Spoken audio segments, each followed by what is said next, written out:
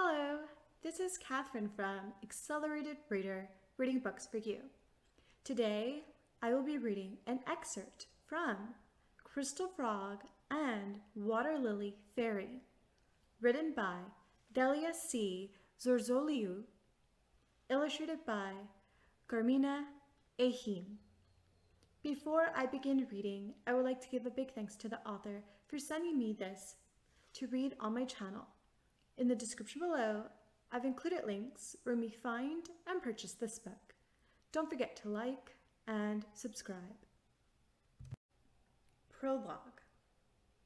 I have now relived, as an adult, the world of stories from the past of my happy childhood, which I want to share with you, dear children. I will continue with Crystal Frog and Waterlily Fairy, the story of a frog that is offered to the lake by Princess Moon as recognition from her for the beautiful lake. Brave and protected by a magic shield, it is sent to the land of water lilies to save the frogs from extinction.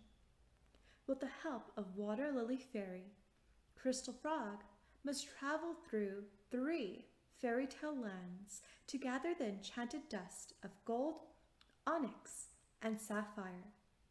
Will it be able to save the frogs from the lake? This story is about magic. Magic is not just about things. Magic is inside us too. We make it real. That's how I magically turned into reality the story of my frog. It happened a long time ago, on the edge of the Water Lilies Lake near our house. It was a quiet evening with clear sky. The stars shone on the blue vault. The moon poured its rays over the luster of the water, looking into its mirror, because the lake was like a mirror to Princess Moon. She looked at herself for a long time, admiring her face. Princess Moon was grateful to the lake for keeping her company and allowing her to watch her golden face in its mirror. Moon caressed the lake, and it responded by vibrating at the moon's rays through the crystal clear water. Princess Moon loved so much the lake, the song of frogs, and the water lilies, that as a reward and to express her gratitude, she gave the lake a frog made only of crystal. Princess Moon descended Crystal Frog with the help of her brightest ray. She put it on the petal of a water lily and said to the frog, "Gentle Crystal Frog, you are the most precious gift from me for the lake, for the water lilies, and for all the frogs that live here. But you will have the mission to watch carefully and wisely for the good and happiness of the lake. That's why we endowed you with a lot of courage.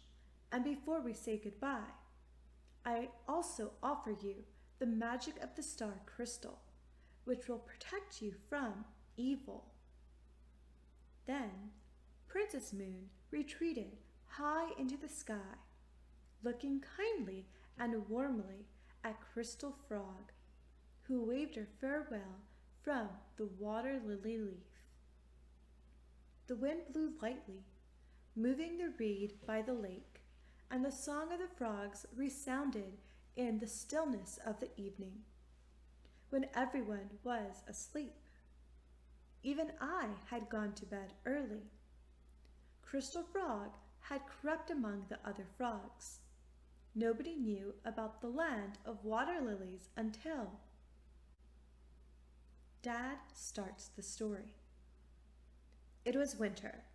I sat in a chair by the fireplace, listened to the story of Crystal Frog, and every night my father would tell me a story before bed.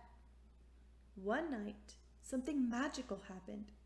An enchanted water lily flower opened its white petals and spread magic dust over the lake. Because of the magic dust, all the frogs in the lake became silver and had a human voice. Then, one by one, they began to disappear from the lake that night. It is not known where they had left. The lake was deserted without their song. There was silence all around. There had never been so much peace. No one could hear them singing anymore. Many living things fell asleep to their melodious song. The morning has come. The first rays of the sun reached the luster of the lake, and the enchanted water lily closed its white petals and fell asleep, waiting for night to disperse the magic dust. This powder colored all the frogs in silver, gave them a human voice, and made them mysteriously disappear. Crystal Frog watched the green reed with fear, but also with amazement, the magic of the enchanted water lily. It was the only crystal frog brought by the Princess Moon to the beautiful lake as recognition of her appreciation. Princess Moon had endowed the gentle Crystal Frog with such wisdom and courage. Crystal Frog wondered if it was lucky to have escaped the magical silver dust. All summer, it sat and watched the frogs disappear from the lake. When autumn came, the water lilies withered and disappeared, leaving the lake sad. Crystal Frog stayed there, the only frog on the lake. Autumn brought frost over the shores of the lake. I was looking at the lake and wondering where the frogs went. "What happened to the frogs, Daddy?" Dad goes on and says, "Then came winter, and Crystal Frog took refuge on the bottom of the lake in its silk hut. It hibernated until spring." "Didn't it eat anything all winter?" "Frogs don't eat during the winter. They hibernate," Dad said. "Didn't it drink any water?" I asked my father. "It didn't drink any water," he replied. "Come on, Daddy, keep going. I want to hear the entire story." Dad continues.